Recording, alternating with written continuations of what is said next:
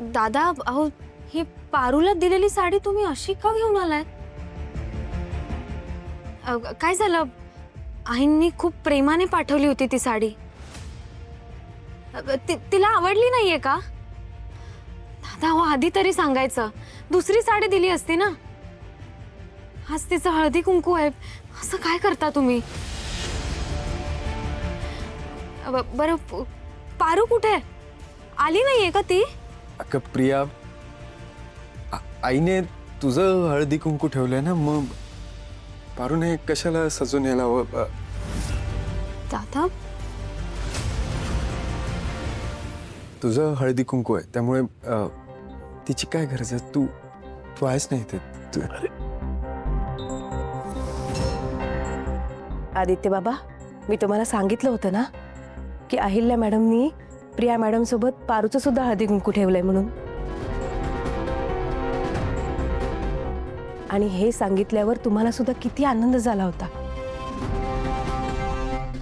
तुम्ही मला सांगितलं होतात ना की तुम्ही स्वतः पारू आल्यावर तिला अहिल्या मॅडमनी दिलेली साडी द्या आणि तिला हळदी कुंकाला यायला सांगाल म्हणून. मग तुम्ही आता असं अचानक का बोलताय? पारू कुठे आहे? काय झालं?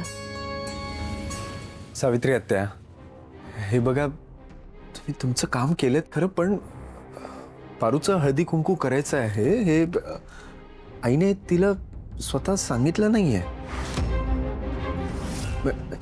तिची खरंच तशी इच्छा असती तर तिने रितसर तिला बोलून सांगितलं असतं ना. ठीक आहे, आय एम सॉरी. बरोबर आहे तुझं की मी स्वतःहून तिला बोलून सांगायला हवं होतं.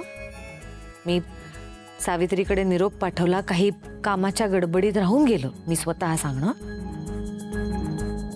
पण मी आत्ता तुझ्याकडे निरोप देते.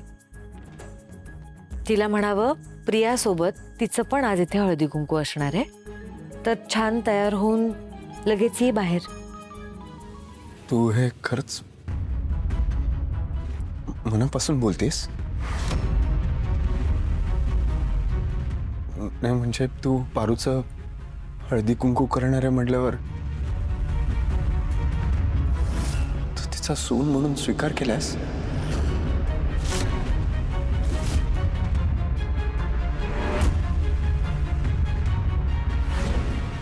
आई,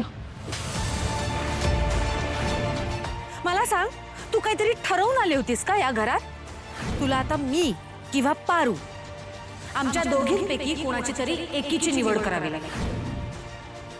ह्या मुलीने माझं नाक कापलंय. तुझा या कुटुंबाशी, या घराशी आणि माझ्याशी काहीही संबंध नाही.